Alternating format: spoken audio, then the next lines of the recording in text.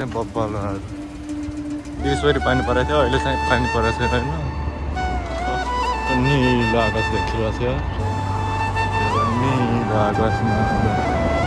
weather चाहिँ बब्बल